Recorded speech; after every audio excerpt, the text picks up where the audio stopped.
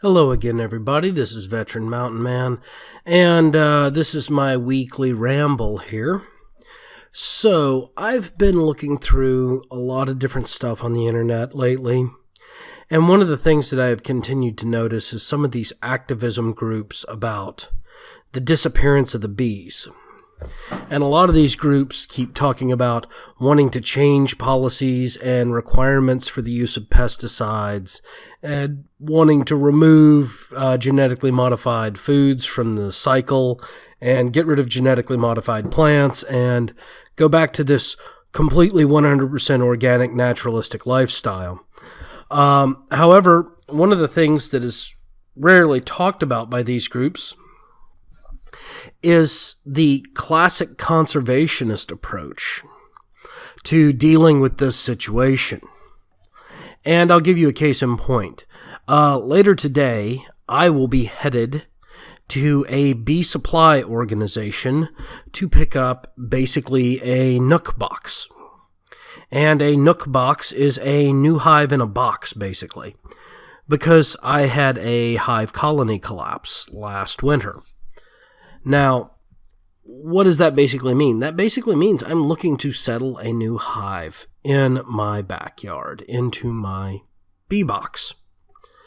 And I continue to maintain a group of bees in my backyard pretty regularly.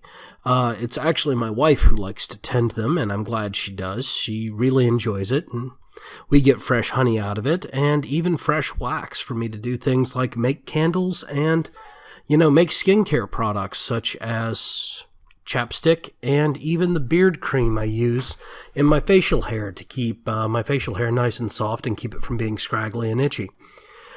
So, my question to these people, and if you know any of these groups, please direct them to this video. Why are you not advocating expansion of bee culture? Why are you not helping propagate beekeeping as both a hobby and an agricultural activity in order to expand the number of beekeepers in the United States and therefore expand the bees and awareness of the bees? Because yelling and screaming and hollering and jumping up and down, I don't want this, I don't want this, I don't want this, is not the best way to fix a solution that you think is going on. The best way to fix it is to actually advocate solutions.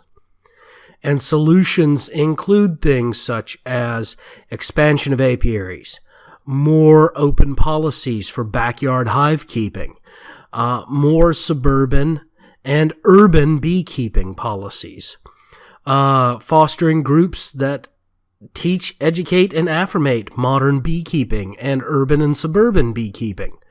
I mean, we've got a city not far from where I live where it's illegal to keep bees inside the urban city limits at all, for any reason. Why should this be a thing? There should not be laws refuting the keeping of bees in any location. Because honeybees in and of themselves are vital to the agricultural process. And it's not just honeybees either. We also need to start allowing people to keep mason bees, which are another type of bee species that do a lot of pollinating that honeybees do not do. And realistically, we also need to look at perhaps advocating and allowing the keeping of bumblebees as well, because there are issues with bumblebees, but their policies instead are to yell and scream and jump up and down and try to ban things instead of trying to advocate for traditional conservationism and conservative ideas of fix it by helping do it. These environmentalist ideologies are far more about separating yourself from nature, where they need to start looking at a more realistic and cultured approach of integrating further into nature. A lot of these people don't keep edible foodstuffs on their properties.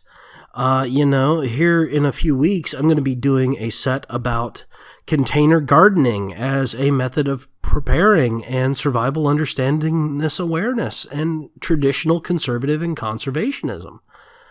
That'll be on one of my Monday preparedness shows coming up here in the next week or two. We're going to be discussing container keeping strawberries as an example.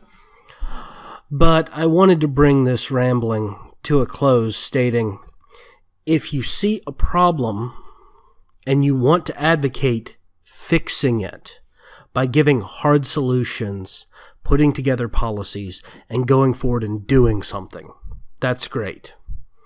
If you want to jump up and down and say, you can't do that, and it's because I think this is why, that's not a valid reason to fix things. You need to actually give real, hard, tangible solutions, actions that can be taken, things that will increase awareness, increase understanding, to realistically change hearts and minds. Well, that's going to be it for this Wednesday ramble. Once again, if you like what I'm doing here, please like and subscribe. If you are on VidMe, please follow or subscribe and upvote. If you would like to support me further, come on over to patreon.com/veteran mountain man, same as my username on Minds, YouTube, and VidMe. And you can become a patron. It's $1 a month.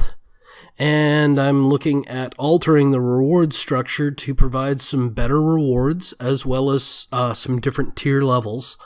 So come on over and take a look at that. Once I start getting some patron support on Patreon, I will be doing some paid-only content as well. So, and also, if you'd like to chat about this, please come on over to minds.com/veteran mountain man, and I am more than willing to discuss this at length. Thank you all again, and have yourselves a nice day.